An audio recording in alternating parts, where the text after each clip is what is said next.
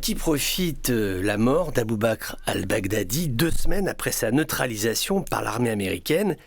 Des analystes se demandent si le groupe Al-Qaïda pourrait pas avoir la tentation de profiter de la période de flottement chez Daesh pour accentuer la pression sur 2 points.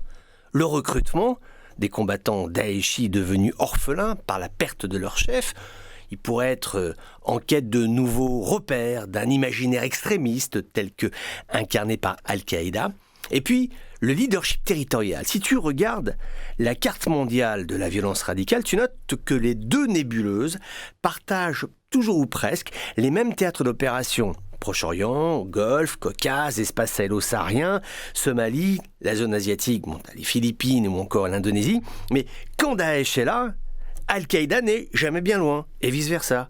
Donc l'idée d'une compétition territoriale est plausible, même si l'on suppose que des alliances ponctuelles et contre nature sont convenues de temps à autre, notamment au Sahel. Pour l'instant, nous n'en avons pas de preuves, en tout cas en source ouverte, mais il y a un effet miroir entre les 2 groupes, des canaux de liaison informels, ce qui pourrait laisser place à un travail de séduction al-qaïdien à l'égard des forces du groupe État islamique, désormais dirigé par Abu Ibrahim al-Hashimi al-Qurayshi. C'est le nom de guerre d'un homme dont on ne sait pas grand-chose, si ce n'est que c'est un vétéran d'une guerre, mais on ne sait pas trop de quelle guerre. D'ailleurs, nous pouvons nous demander, est-ce que cet homme existe réellement ?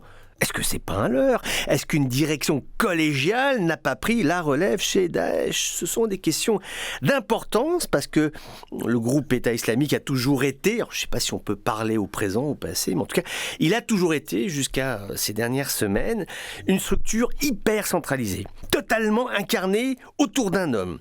Et la disparition d'al-Baghdadi crée un tel vide dans l'organisation qu'il n'est pas incongru de se demander si Al-Qaïda ne va pas tenter d'en profiter pour prendre l'ascendant sur Daesh, mais seulement l'ascendant. Le scénario d'un groupe cannibalisant l'autre n'est pas réaliste, et heureusement, parce que nous aurions tout à y perdre.